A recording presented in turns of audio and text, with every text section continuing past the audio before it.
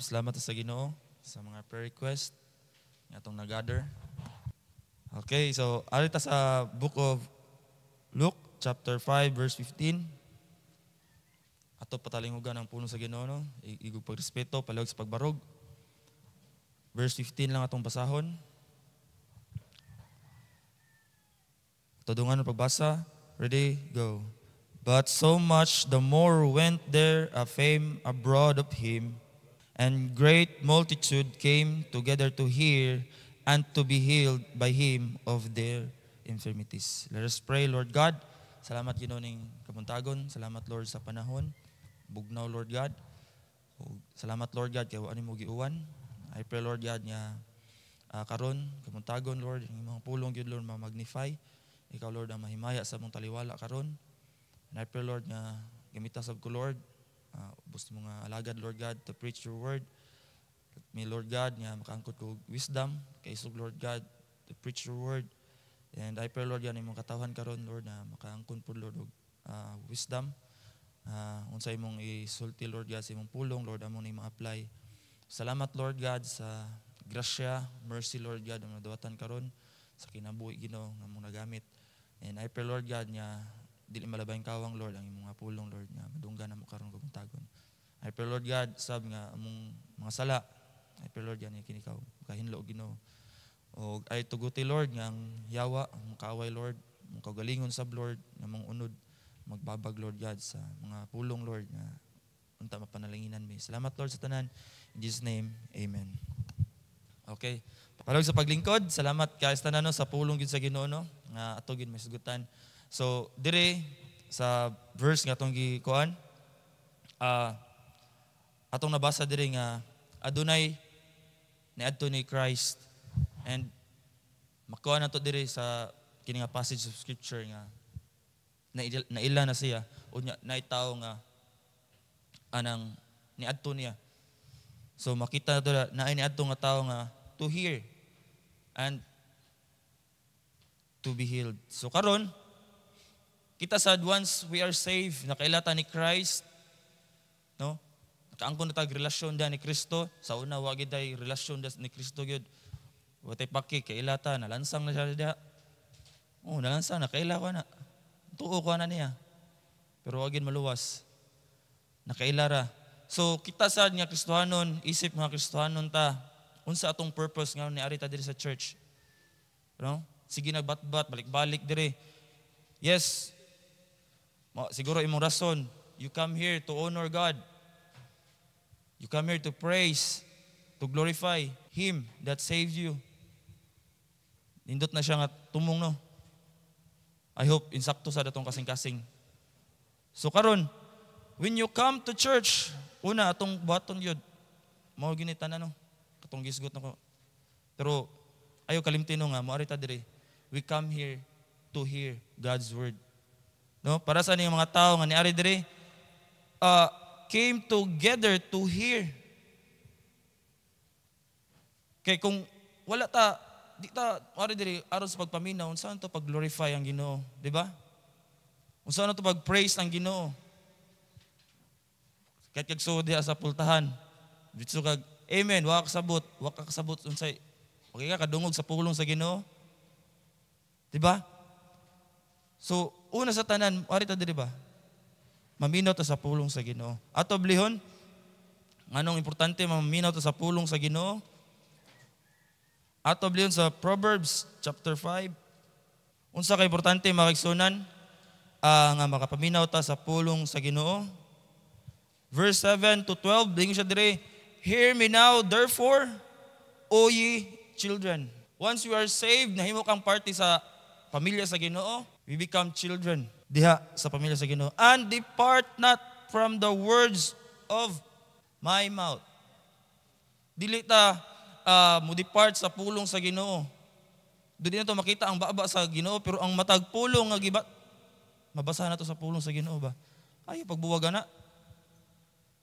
Di ba? Verse 8, remove thy way far from her. Kinsa man na?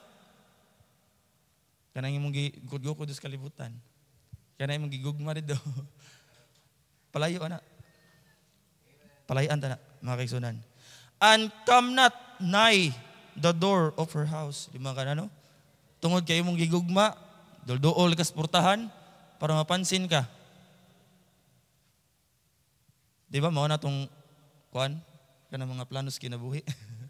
Opportunity ba nga atong doolon. Di ba? Verse 9, lest thou give thine honor unto others. Unta atong mahimaya ba? Ang honor, unta, ngadto sa Ginoo. Pero imo na nahatag dito. Nga naman, mahadlok ka. Biyaan niya, mahadlok ka. Basta mahadlok ka. And thy ears unto the cruel. Di man ka na, nindot kang Ginoo. Good gisanan, pero imong nahatag, imong kinabuhi, ngadto sa mga cruel. Nga naman, wala ka kapaminaw sa pulong sa Ginoo. Sa kapaitan na kinabuhi. Tungod lang kay wa ka kapaminaw, wa ka naminaw gyud nga here gyud ba. Kung naabit tayo magsagit-sagit sa inyong silingan, unsaron. Grabe kayo mong paminaw, murag ang signal ba? Dupig pa'y signal sa radyo ba nga mukasa? Wagi. Amen? Verse 10, lest strangers be filled with thy wealth, and thy labors be in the house of strangers. Pagkakuhan kita ng kinabuhi agad. Unta ang Ginoo ba, magagamit sa imong kayamanan ba, para sa iyang bulhaton. Ngadto na nimo nag-gain dito sa mga buta nga, walay kalabutan ang Ginoo. Ug ang, adto na ang imong kusog ba. Labors, no? Labors be in the house of strangers, mas ni dato gano'n ng unbeliever gano'n. Tungod sa kusog nga gigamit na to. Ngadtos nila. Verse 11, and thou mourn at the last, when thy flesh and thy body are consumed. And say, how have I hated instruction, and my heart despised reproof. Nga naman, wala ka paminaw. Niari na din sa church, wala naminaw tarong sa pulong sa Ginoo. Anya, sa 12, nindot ni? More last yun, no? Pagbasol yun, how have I hated? Nga, nag-hate man ka. Lagi? Trabaho mo gini. Nag-hate ta. No? Nag-hate tag instruction. Once na naguba na tong kinabuhi, atong gi-hate ang pulong sa Ginoo. Wa ta mag-hate og tao diri. Una atong gi-hate ang pulong sa Ginoo gyud. Nga naguba man ka. Nga naguba man ta. Di ba? Mo na rinam di sa balay sa Ginoo. Pundok na magita. Naglingkod na gyud ka diha. Lubos-lubusan na lang gyud. Minaw lang gitag sakto. No? Mao daw always pray gyud. Di gid ko makalimot gyud ba nga kanang gikuan ni Ma'am Eunice nga siya pa nagdasa sa Sunday school. Cover our mind, Lord, sa yawa. Kay kung sa mga kuan pa, injeksyonan jud ta. No? I-cover gyud sa kanang imong gahom ba. Kay injeksyonan gyud ka diha. Sama sa pag-injection nimo sa kanang unang mga pagtulunan nga imong natun-an sa kalibutan, patangtang gina sa Ginoo. Di ba? Ikaduha, no? Dili kay kanang morita diri sa simbahan to hear, we come to be healed. Ara balik ta sa Luke 5 verse 15. Ako basa mapabalik. But so much the more went there a fame abroad of him, and great multitudes came together to hear and to be healed by him of their infirmities. Verse 17, and it came to pass on a certain day, as he was teaching, that there was Pharisees and doctors of the law sitting by, which were come out of every town of Galilee and Judea and Jerusalem. Mo na nakanindot, no? Kini. And the power of the Lord was present to heal them. Makaigsunan, kung natay gipanghambin ron, physically, spiritually, present ang gahom sa Ginoo to heal us. No? Klaro kay pulong sa Ginoo. And the power of the Lord, dili gahom sa tambal nga imong tumar diha. Gahom sa Ginoo, present always mga kaigsunan. Once na diri sa church sulod, ang gahom sa Ginoo naglihok na. Huna kay panginahanglan karon spiritually, kung imo lang yung paminaw na pulong sa Ginoo, ang gahom sa Ginoo mga kaigsunan. Muhil gyud diha nimo. Mo nang nakuan ko sa gingon ni Brother Jimar, nigawas gyud, nigawas nga babae. Nihilak siya. Kay na-touch siya sa pulong sa Ginoo. Ngano man? Na something wrong. No? Na something wrong nga nabuhat nimo. Unya nahil ka. Ana kay ngano man? Sakit man na siya nga nasa imong kasing-kasing. Nga dapat ang gahom sa Ginoo ray makatangtang ana, dili ang mga kanang paminawan nimo sa social media nga mga instruction diya nga unsaon pagkuan sa imong kinabuhi. Dili na makatabang ang mga Ginoo ng kalibutan na. Kundi ang Ginoo nga atong giserve karon. Buhi nga Dios. The power of the Lord was present to heal. Jeremiah chapter 30, 17, last verse nga atong sigutan karon. I hope nga natay nakatunan mga kaigsunan. Ako basahon. Indot kini. For I, ang Ginoo, will restore health unto thee, and I will heal thee of thy wounds, saith the Lord. Because they call thee an outcast, saying, This is Zion, whom no man seeketh after. Mo na, kini, mga kaigsunan, mo nitong Zion, mga kaigsunan, kining church nga diin gipundok ang mga luwas, mo ni Zion na to. Nga mga tao dili gid musik ani.